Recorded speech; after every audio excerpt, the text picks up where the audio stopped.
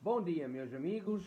Graças a Deus, cá estamos mais uma vez, mais um dia de respiro que o nosso Pai Celestial nos deu e mais um dia perto da vinda de Cristo. Eu hoje queria que nós abríssemos as nossas Bíblias no livro de Atos, Atos capítulo 13. Como vocês sabem, nós andamos a estudar, através destes ensinos, andamos a estudar sobre a oração. E nós já estabelecemos o facto que o apóstolo Paulo, em Efésios capítulo 6, ele fala sobre nós sermos fortes no Senhor e no poder do Senhor. E a maneira de ser fortes no Senhor, ou fortes na unção do nosso Pai Celestial, é nos revestir com a arma ou a armadura de Deus. E como vocês sabem, quando falamos sobre a armadura de Deus, lá o apóstolo Paulo em Efésios 6, ele lá fala sobre o cinto da verdade, a couraça da justiça. Ele fala sobre as sandálias preparadas com o Evangelho da Paz. Ele fala sobre o escudo da fé. Fala sobre o capacete da salvação. Fala sobre a espada do Espírito, que é a palavra de Deus. E depois também fala sobre a oração. E lá ele escreve orar com toda oração. Como quem diz, a oração faz parte da armadura de Deus. E ele lá fala sobre o facto que nós temos que orar com toda a oração. Com toda a oração, isso mostra-nos que há mais que uma oração. Aliás, se formos a estudar o Novo Testamento, o Novo Testamento fala sobre o facto que existem 7 diferentes tipos de oração. São 7 diferentes tipos de oração. Eu já vos... as primeiras duas...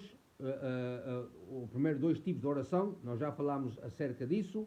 O primeiro tipo, como vocês sabem, é a oração da fé, que também pode ser chamado a oração que muda as coisas, e também pode ser chamado a oração de petição. Eu, eventualmente, entro mais profundamente quando for para explicar sobre a oração de petição. Mas isso é o primeiro tipo de oração, é a oração da fé, que também é chamado a oração que muda as coisas, e também é chamado a oração de petição. Depois temos o segundo tipo de oração. O segundo tipo de oração é a oração de consagração e dedicação. E no último ensino, eu ensinei acerca desse tipo de oração, e você pode ir estudar isso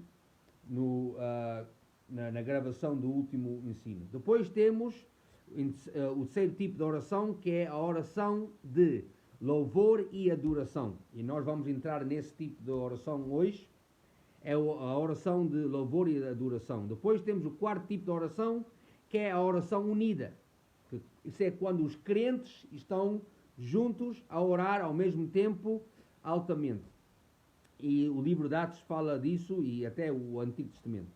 Depois temos o quinto tipo de oração, que é a oração de compromisso. Muito importante. A oração de compromisso é quando a carga do diabo, nós tiramos aquela carga, nós não levamos a carga aos nossos ombros, mas pomos toda a carga nas mãos de Deus. Isso é a oração de compromisso. Depois, o sexto tipo de oração é a oração de intercessão. E depois o sétimo tipo de oração é a oração de acordo. Quando 2 crentes estão em acordo, isso é uma oração muito forte, muito poderosa. Portanto, hoje vamos entrar na oração de louvor e adoração. E vamos começar em Atos 13, porque eu, antes de entrar muito neste tipo de oração, eu quero só estabelecer aqui uma fundação. Vamos começar a ler Atos capítulo 13 e vamos ler a partir do versículo 1. Atos 13, versículo 1. Havia na igreja de Antioquia, e há uma coisa, Antioquia hoje é o sul da Turquia. Antigamente era a Antioquia, em tempos bíblicos. Hoje, Antioquia, o sítio ou o lugar é o lugar que se chama a Turquia, o sul da Turquia. Havia na igreja de Antioquia profetas e mestres. Bernabé, Simeão, por sobrenome Niger, Lúcio de Cirene, Manaém, Colasso de Herodes e o tetrarca, e Saulo. E servindo eles ao Senhor. Ora, tomai nota. Eu quero que vocês sublinhem, por favor, a palavra servindo. Porque eu vou entrar, daqui a pouco, vou explicar essa palavra. E ele aqui diz, e servindo eles ao Senhor e jejuando, disse o Espírito Santo. Ora, tomai nota, eles estavam a servir o Senhor e estavam a jejuar, ou podemos dizer assim, eles estavam a jejuar e a orar, juntamente. Orar e jejuar. E ele aqui diz, enquanto eles faziam isso, o Espírito Santo falou e disse, separai-me agora Barnabé e Saulo para a obra a que os tenho chamado. E então, jejuando e orando, e impondo sobre eles as mãos, os despediram. Ora, há uma coisa. Em primeiro lugar, meus amigos, eu quero explicar isto. Este evento, ou o que é que aconteceu aqui.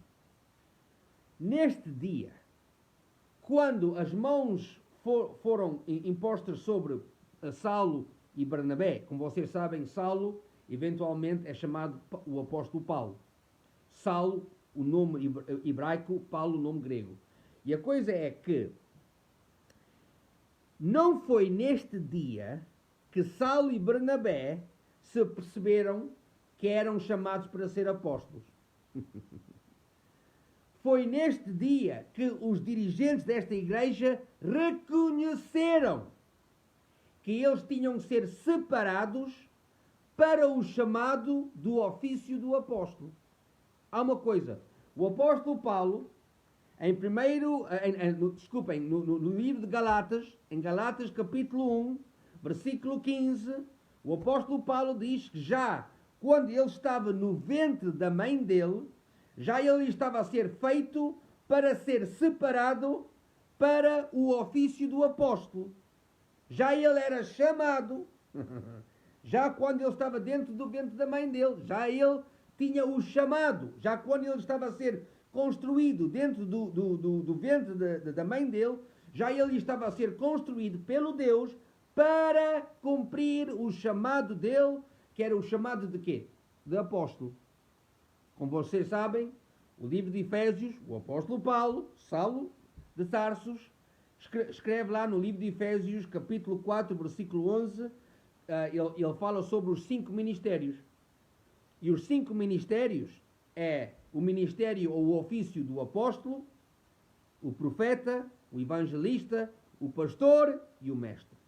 São os 5 ministérios ou os 5 dons ministeriais dados à igreja.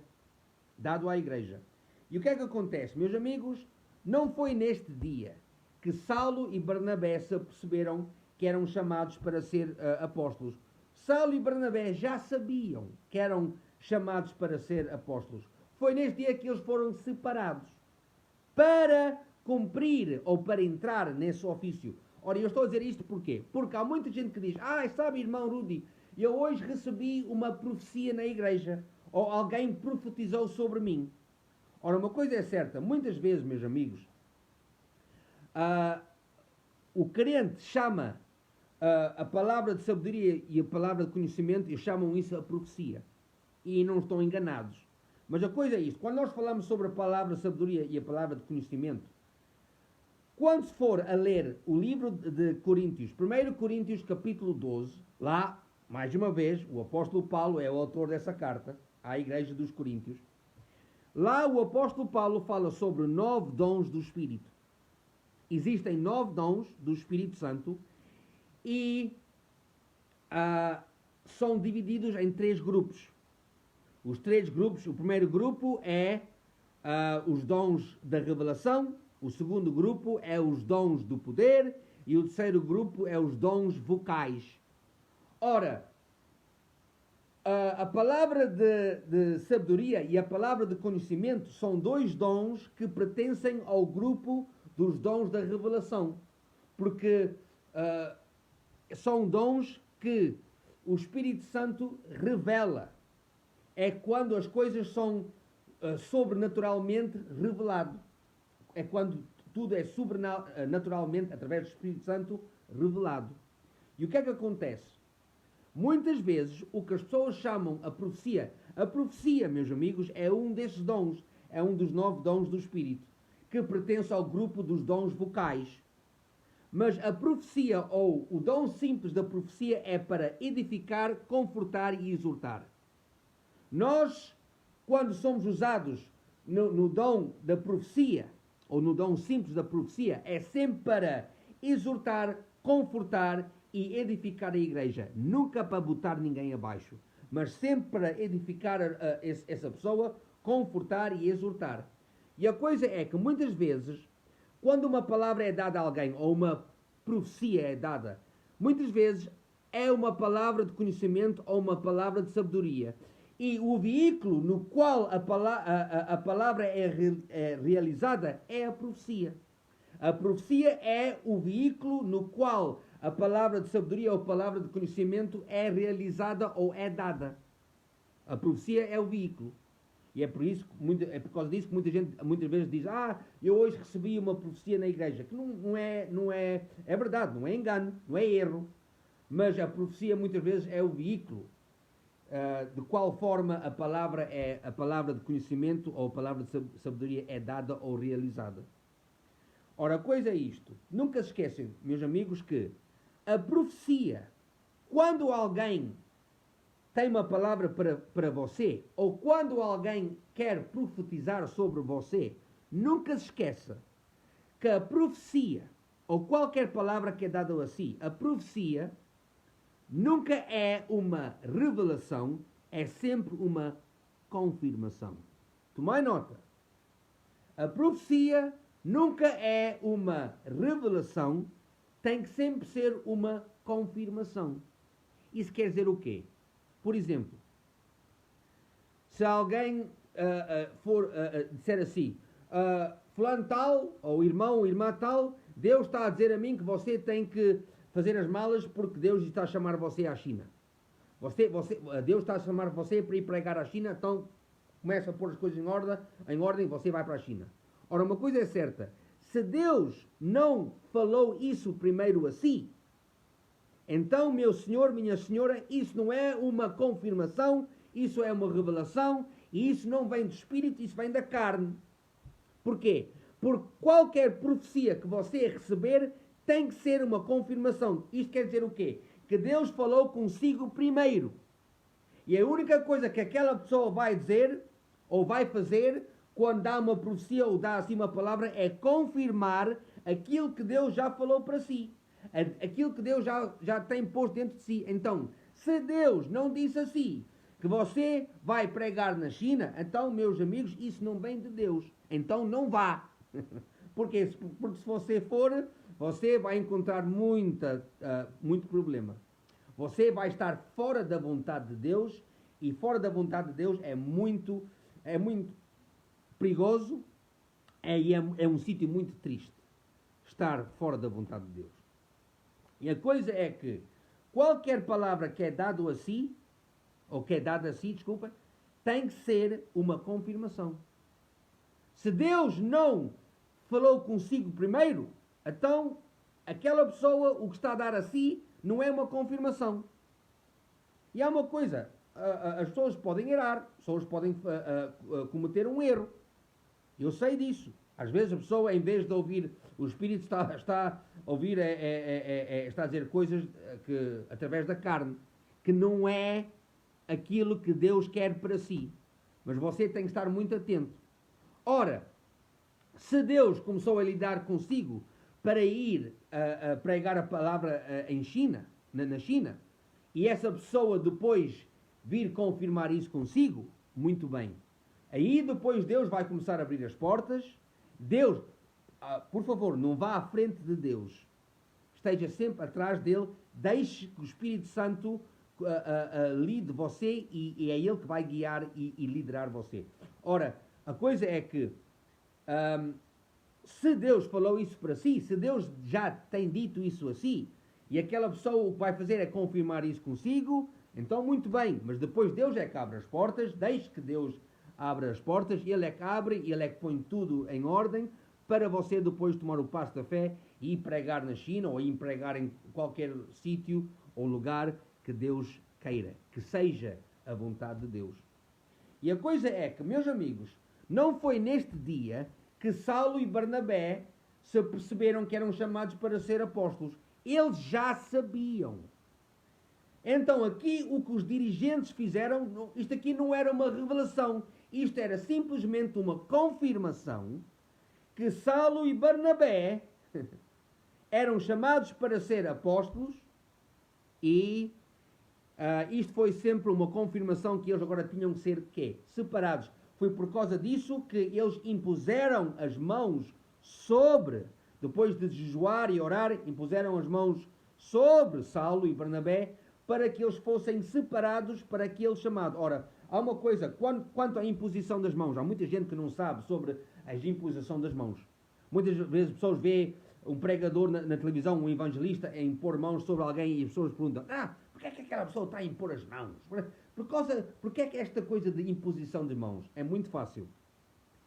A carta de Hebreus, capítulo 6, fala sobre o facto que um dos elementos principais da doutrina de Cristo é a imposição das mãos. Vá lá ver. Hebreus capítulo 6, versículo 2, lá está. A imposição das mãos. E há 4 razões, meus amigos, existem 4 razões porque é que nós impomos as mãos sobre alguém. A primeira razão porque é que nós, como crentes, vamos impor as mãos é para que aquela pessoa receba a cura divina. O livro de Marcos, capítulo 16, versículo 17, Jesus diz, em meu nome, tomai nota, em meu nome, o crente vai impor as mãos dele sobre aquela pessoa que é doente ou cheia de enfermidade e em nome de Jesus aquela pessoa vai ser o quê? Sarada ou curada. Através da imposição das mãos. Porquê? É uma forma de contacto e quando nós estamos a impor as nossas mãos sobre alguém, nós temos Cristo dentro de nós. Nós temos a vida de Deus dentro de nós através do nascimento novo. E agora o que nós estamos a fazer, nós estamos a administrar a vida de Deus na carne de alguém. Sobre a carne de alguém. Sobre o corpo de alguém. Ora, a primeira razão por causa da imposição das mãos é para que a pessoa receba a cura divina. A segunda razão é da imposição das mãos é para o crente receber o batismo do Espírito Santo com a evidência física de falar em línguas. O livro de Atos está cheio disso, você pode estudar isso. A terceira razão porque é que nós impomos as mãos sobre alguém é para a ordenação daqueles que ministram. A ordenação para aqueles que ministram. Aqueles que são chamados para um dos 5 dons ministeriais. O ofício do apóstolo, profeta, evangelista, pastor e mestre. Aqui já vimos este exemplo. Eles aqui, a imposição das mãos sobre Saulo e Barnabé para que eles fossem separados para o chamado de quê? De apóstolos. E então, a ordenação daqueles que ministram a palavra de Deus, nós impomos as mãos sobre eles, não é nesse dia que essa pessoa compreende ou entende que é chamado para ser apóstolo, profeta, evangelista, pastor ou mestre. É nesse dia que os dirigentes que estão a impor as mãos reconhecem o chamado sobre essa pessoa e é nesse dia que essa pessoa é separada para esse chamado. E depois a quarta razão é sobre a imposição das mãos, é para instalar ofícios, é para instalar crentes nos ofícios ou escritórios da igreja. nos ofícios da igreja. O ofício do diácono e ancião. Há uma coisa, diaconesas, diáconos, diaconesas, anciãos não são dons.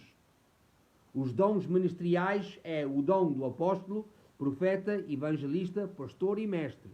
Ora, o diácono, diaconesa, anciãos, são ofícios na igreja. Não são dons, são ofícios na igreja, muito importantes, de certeza, mas são ofícios na igreja que são postos lá através do ofício do pastor. O pastor é que reconhece que essas pessoas são fiéis e são pessoas que são postas no sítio de liderança na igreja, e por causa disso é que nós impomos as mãos sobre eles. Ora, há uma coisa. Vamos agora ler de novo o versículo 2, porque eu disse a vocês para sublinhar a palavra servindo. Aqui diz, e servindo eles ao Senhor e jejuando. A palavra servindo ali, meus amigos, em versículo 2, no texto grego, não usam a palavra servindo, usam a palavra adorar. Tomar nota. Adorar ou adoração. Ou adorando. E adorando eles ao Senhor e jejuando, disse o Espírito Santo, separai-me agora Barnabé e Saulo para a obra que os tenho chamado. Ora, daqui já se vê a oração de louvor e adoração. Eles aqui estavam a orar a oração de louvor e adoração, porque eles aqui estavam a adorar o nosso Pai Celestial, e através da oração de louvor e adoração, o Espírito Santo falou para eles. Isto quer dizer o quê, meus amigos? Em primeiro lugar, quando nós oramos a oração de louvor e adoração, o Espírito Santo dá-nos instrução através dessa oração. Há uma coisa, eles aqui estavam a tomar nota, jejuando e orando. Há muita gente... lá está. Eu vou ter que explicar isto também. Há muita gente que diz, irmão Rudy, eu estou a jejuar. Eles andam a jejuar, ou andam em jejum, mas não andam em oração. E há uma coisa, Jesus, e aqui também no livro de Atos, falam sobre jejuar e orar. Não só estar em jejum. Se você está a jejuar, mas não está em oração, você não está jejuando em acordo com a Bíblia. Você está numa dieta. Isso é só não comer. Não. Porque é que o crente deve jejuar e orar? O crente, quando está em jejum, deve estar em oração. Porquê? Porque você está a jejuar a carne para alimentar o espírito. Tomai nota. É por causa disso que nós jejuamos. Nós jejuamos para... Nós estamos a jejuar a carne para alimentar e fortalecer o espírito. Porque há muita gente, quando pede a eles, porquê é que você está a jejuar? Eu estou a jejuar, irmão Rudy, porque eu quero que Deus salve o meu homem, o meu marido. Minha senhora, Deus já salvou o seu marido. Não, então o meu marido não está salvo. Não, há uma coisa certa. Jesus já foi à cruz do Calvário, o seu marido já foi salvo. Ele foi salvo há 2000 anos atrás. O problema é que o seu marido ainda não recebeu o nascimento novo. Ele é que ainda não recebeu a salvação. Mas ele já foi salvo. Jesus já salvou o mundo há 2000 anos atrás. O problema é que o mundo ainda não recebeu a salvação. E a coisa é que nós não jejuamos para que Deus faça alguma coisa na nossa vida. Meu senhor, minha senhora, Deus já fez tudo que Ele tem a fazer na sua vida. No dia que Cristo foi à cruz do Calvário, Jesus pagou o preço inteiro. Deus já fez tudo o que Ele tem a fazer. Não há nada para fazer. Ele já fez tudo. Ora, o que você faz quando você está a jejuar e orar, é por causa disso que você tem que estar em jejum e em oração. Você agora está a orar e a jejuar para receber de Deus a instrução, ou o entendimento, ou a sabedoria, você está a receber a instrução para saber o que fazer acerca do seu marido.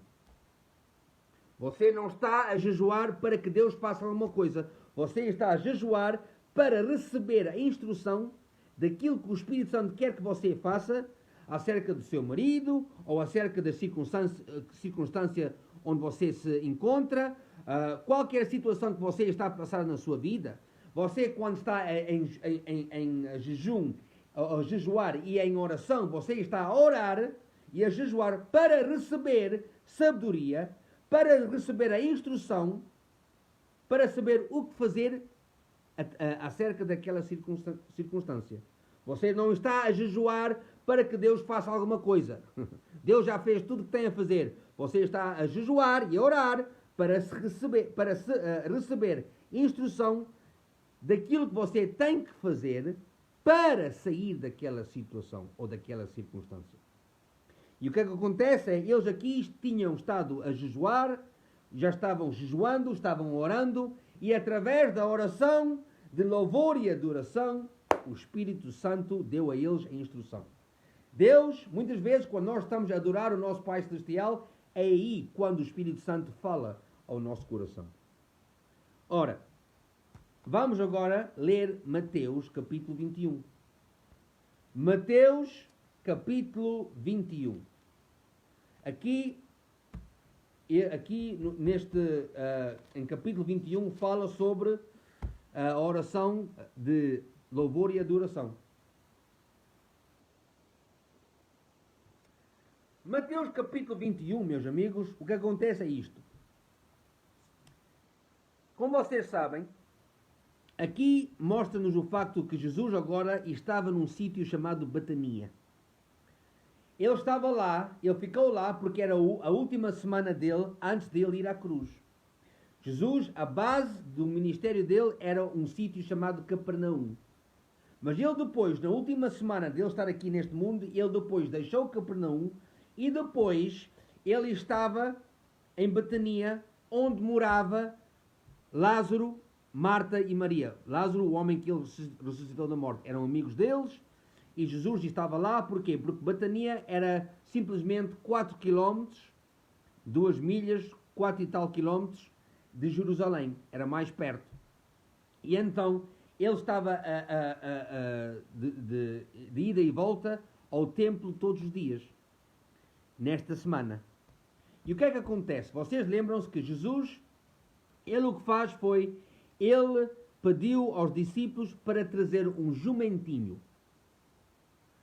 Porque ele queria se montar em cima do jumentinho, porquê? Por causa da entrada triunfante em Jerusalém. E como vocês sabem, ele entrou montado num jumentinho, e o que acontece em versículo 9, aqui a Bíblia diz-nos que e as multidões aclamavam. A multidão aclamava. As multidões, tanto as que o precediam como as que o seguiam, aclamavam: Hosana ao filho de Davi, bendito o que vem em nome do Senhor, Hosana nas maiores alturas. E entrando ele em Jerusalém, toda a cidade se alvoroçou e perguntavam: quem é este? E as multidões clamavam: este é o profeta Jesus de Nazaré de Galileia. Ora, o que é que acontece? Ele depois, quando sai de cima do jumentinho, a Bíblia depois diz-nos que Jesus depois expulsou, tomai nota, ele expulsou aqueles que vendiam e compravam no templo. Já andavam lá a comprar e a vender e a enganar aqueles que compravam, os que vendiam estavam a enganar aqueles que compravam. E o que é que acontece? Jesus depois expulsou-os de lá, porque ele disse que o templo do meu Pai é um templo de oração, é uma casa de oração, mas vocês agora tornaram uma casa de oração em covil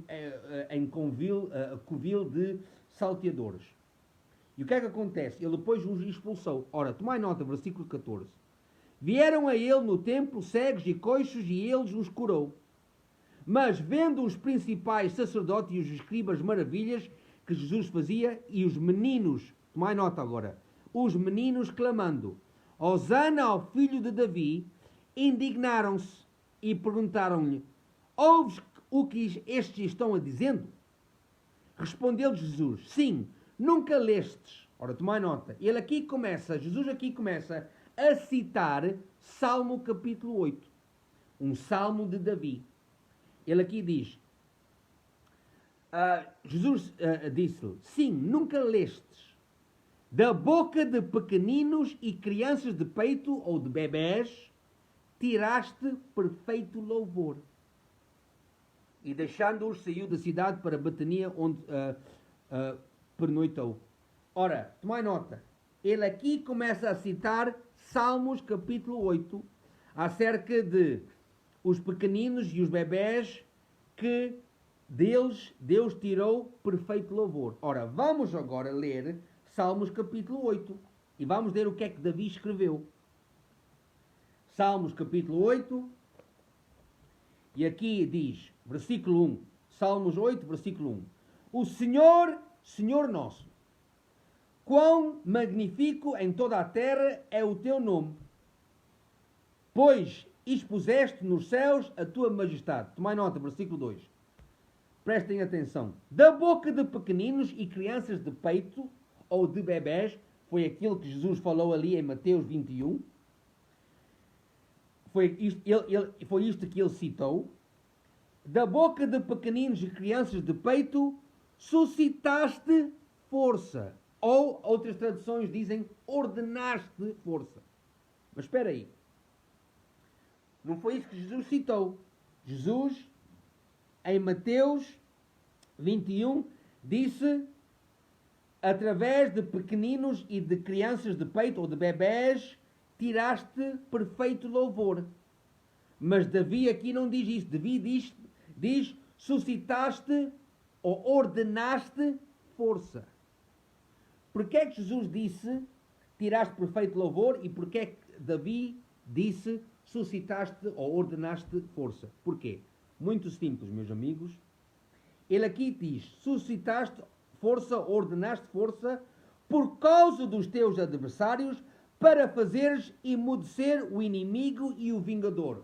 Ora, aqui está. A oração de louvor e adoração, o louvor, meus amigos, é uma arma contra o vingador. É por causa disso que Davi escreveu isto desta maneira. Jesus disse, e não estava errado, quando ele disse, através de pequeninos e de bebés, Deus tirou o louvor. Mas o louvor é uma arma que nós, como crentes, temos. E com essa arma, nós vimos contra o vingador, ou o adversário. Quem é o vingador? Quem é o adversário? É o diabo. Através da oração de louvor e adoração, através dessa oração, nós recebemos instrução do Espírito Santo, e estamos em comunicação com Deus, e recebemos instrução do Espírito Santo, como nós vimos no livro de Atos 13, e também, através dessa oração, nós temos uma arma contra o vingador, contra o adversário.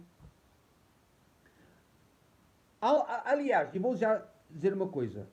Quando você se encontra em grandes circunstâncias, quando você está a passar uma tempestade, uma tentação, um teste, meus amigos, quando você começa a louvar a Deus, não pelas circunstâncias, porque não foi Deus que trouxe as circunstâncias.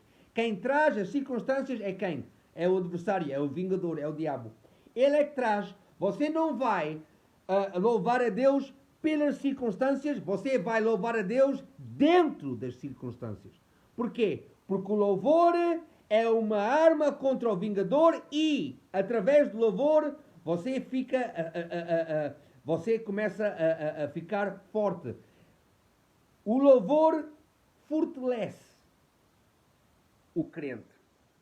O crente fica a ser fortalecido ou fortalecida através da oração de louvor e adoração. Você fica forte, você fica no seu espírito. O seu espírito recebe um refresco, recebe força, recebe fortalecimento através da oração de louvor e adoração. E não é só isso. Você sabe que a palavra adoração, no texto grego, no Novo Testamento, a palavra adoração é a palavra proskuneio. Toma nota, proskuneio. Proskuneo.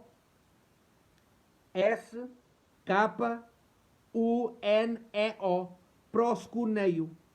Ora, a palavra proskuneio explica como, quando é explicada, é quando um cão começa a lamber a mão do seu dono.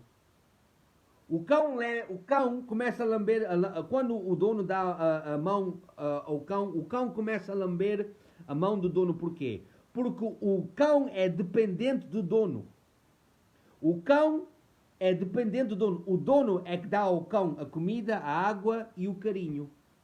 E por causa disso, o cão começa a adorar o dono. Por quê? Porque o cão entende que é dependente do dono.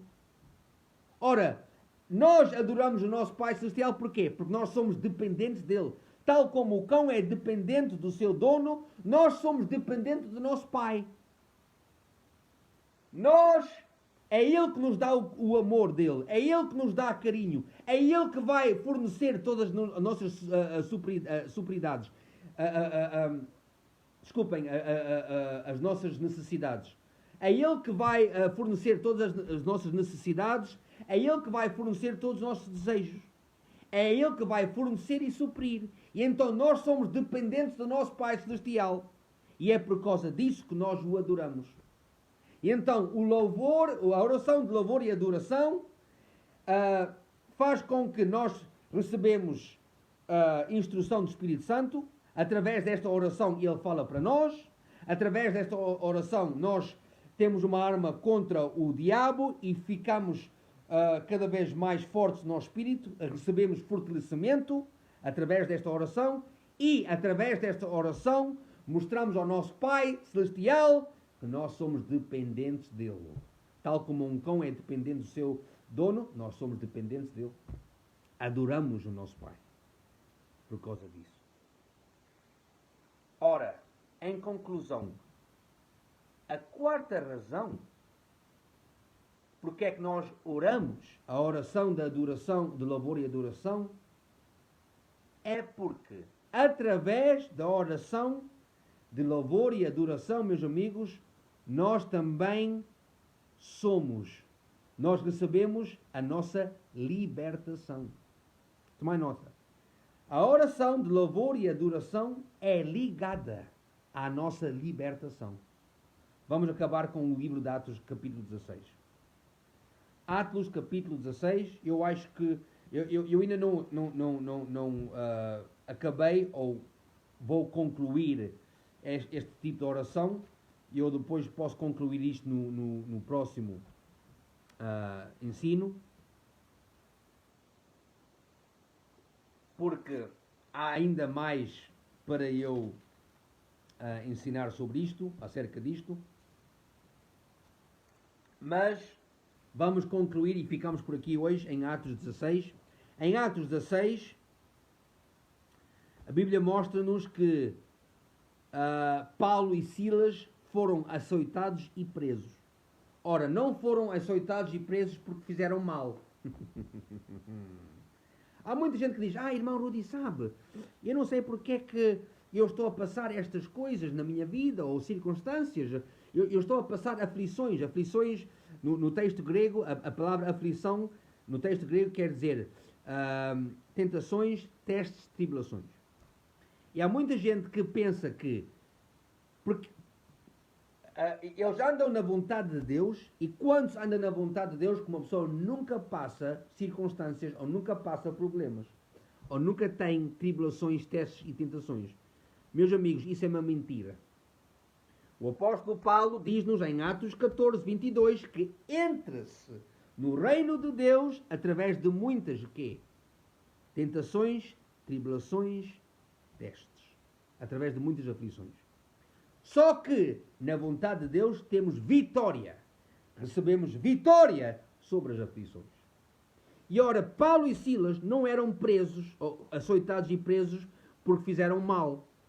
Não, não, eles estavam dentro da vontade de Deus, e até na vontade de Deus eles estavam numa grande circunstância. Foram presos, e aqui diz,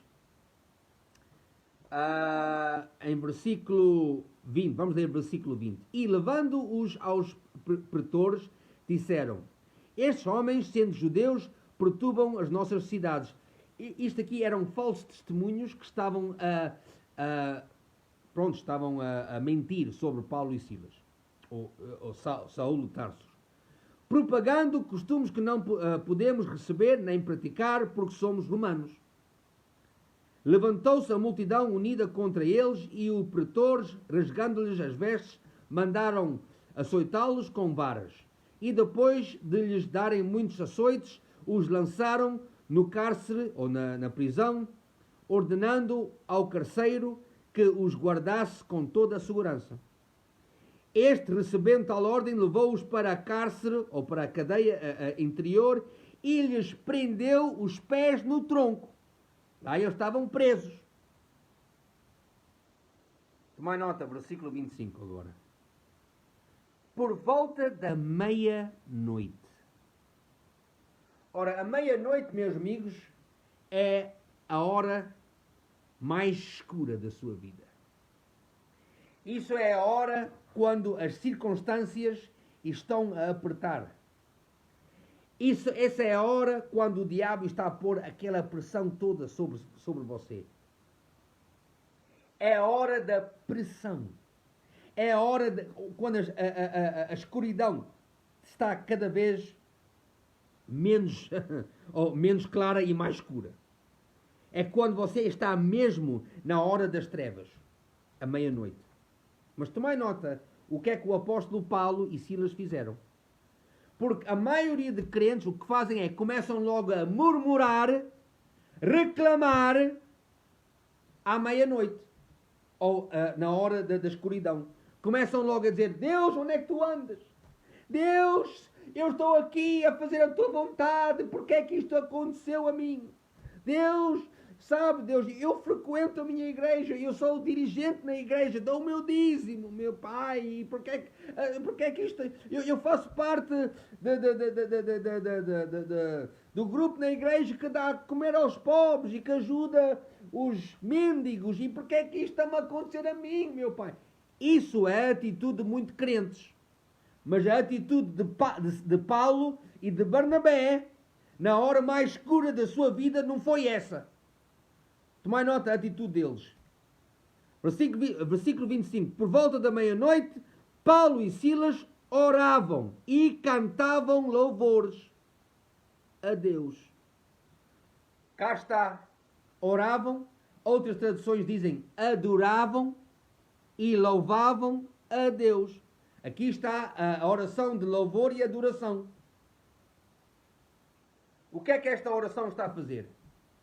Está a dar a eles fortalecimento, uma arma contra o adversário, que é o diabo. E ele aqui diz: por volta da meia-noite, Paulo e Silas oravam, ou adoravam e cantavam louvores a Deus, e os demais companheiros da prisão escutavam. Como quem diz, eles adoravam, eles oravam a oração de louvor e adoração tão alto que todos ouviram lá dentro. Todos dentro da cadeia ouviram. De repente sobreveio tamanho terremoto que sacudiu as fundações da prisão. Tomai nota. O terremoto não sacudiu as fundações das casas à volta. O terremoto não sacudiu as fundações das casas ou do sítio o sítio ou o lugar onde a prisão estava. A única fundação que foi sacudida foi a fundação da prisão. Não das casas à volta. Não dos outros sítios à volta. Só a fundação da prisão. Isto é um milagre, meus amigos. É um grande milagre que acontece através da oração de louvor e adoração. Eles aqui diz: De repente sobreveio tamanho terremoto que sacudiu a fundação da prisão, abriram-se todas as portas e soltaram-se as cadeias de todos. Todo preso foi liberto. Meus amigos, através da oração de louvor e adoração, você recebe a sua libertação. A libertação de qualquer situação que você está a passar. Seja uma situação espiritual, uma situação mental, uma situação física, que é a saúde e o seu corpo, uma situação financeira ou social, casamento e família. Você recebe a libertação do diabo, do vingador, do adversário, através da oração de louvor e adoração. Tomai nota da atitude deles. Em vez de murmurar e reclamar, começaram a adorar e a louvar. Começaram a louvar e a adorar. Abriram-se todas as portas e soltaram-se as cadeias de todos. O carcereiro despertou de sono e, vendo abertas as portas do cárcere, puxando da espada, ia suicidar-se. Ele ia se matar, supondo que os presos tiveram fugido. Mas Paulo bradou em alta voz: não te faças nenhum mal, que todos aqui estamos. Então o carcereiro, tendo pedido uma luz, entrou e estava em trêmulo, prostrou-se diante de Paulo e Silas. Depois, trazendo-os para fora, disse: senhores, que deve fazer para que seja salvo? Tomai nota. O diabo fez tudo por tudo para parar Paulo e Silas de cumprir o seu chamado. Mas Deus veio, através da oração de louvor e adoração, Deus veio, os resgatou, os libertou, e depois, daquele todo mal, sai uma coisa grande, uma coisa boa. Um grande milagre. O homem prostrou-se aos pés de Paulo e Silas e perguntou a eles: o que é que eu faço para ser salvo? Responderam-lhe: crê no Senhor Jesus e serás salvo, tu e a tua casa. O apóstolo Paulo não queria só este homem salvo, queria ele e a casa inteira. Como quem diz: diabo, tu estás-me a tentar, estás a fazer tudo por tudo para parar-me de cumprir o meu chamado. Mas eu vou-te mostrar uma coisa agora. Quem tem o último ditado, a última palavra, é Deus. Quem tem a última palavra, meus amigos, é o nosso Pai Celestial. E Ele os libertou, os livrou, através da oração de louvor e adoração, e logo depois, há uma coisa, o apóstolo Paulo podia ter dito: pronto, agora obrigado, meu Deus, mas agora daqui para o futuro já não prego mais. Não. O homem continuou com o seu chamado, e até ele mostrou ao diabo: agora vais ver, tu tentaste fazer isto tudo, vieste contra mim, és meu adversário, mas eu agora vou-te mostrar o que é que a vitória de Deus traz. A vitória de Deus traz ainda mais almas salvas em Jesus Cristo, em nome de Jesus Cristo. E há uma coisa, este carcereiro os levou para casa, os lavou, e eles, depois de ser lavados, pregaram o Evangelho a ele e a família dele, e a casa dele toda foi salva. Graças a Deus. Aleluia! E porquê, meus amigos?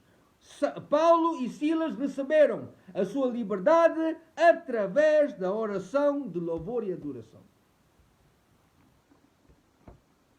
Através da oração de louvor e adoração, Deus ouviu, Deus respondeu, eles tinham a arma contra o vingador, Deus os fortaleceu e Deus os livrou. É isso que faz a oração de louvor e adoração. Faz com que o crente ouça a instrução do Espírito Santo, faz com que o crente tenha uma arma contra o vingador, contra o adversário, que é o diabo, faça com que o crente é dependente de Deus, e faça com que o crente é libertado ou liberto, recompensado de qualquer circunstância. Glória a Deus. Aleluia. Meus amigos, ficamos por aqui hoje. Por favor, vocês podem comentar se quiserem, ou alguém precisar de oração, por favor, diga só no comentário, ou podem enviar a mim uma mensagem privada. Nós estamos sempre aqui dispostos e disponíveis para orar por você. Não se esqueça que Deus vos ama muito, ama-vos tanto que até pôs o seu único filho na cruz por você. Nunca se esqueça que eu também vos amo, eu e a minha esposa, a minha família, nós amamos muito a vocês. E nunca se esqueça que Jesus é Senhor e que Deus está no seu trono, sentado no seu trono. Ele nunca cai do seu trono, Ele está no seu trono e Deus, meus amigos, ainda está em controle. Não esqueça disso. Tenham um domingo abençoado, tenham uma semana abençoada em nome de Jesus. Graças a Deus. E nunca se esqueçam, meus amigos, que a coisa mais importante que nós temos na nossa vida é a nossa relação e o nosso companheirismo com Jesus Cristo. Glória a Deus, amém e até à próxima.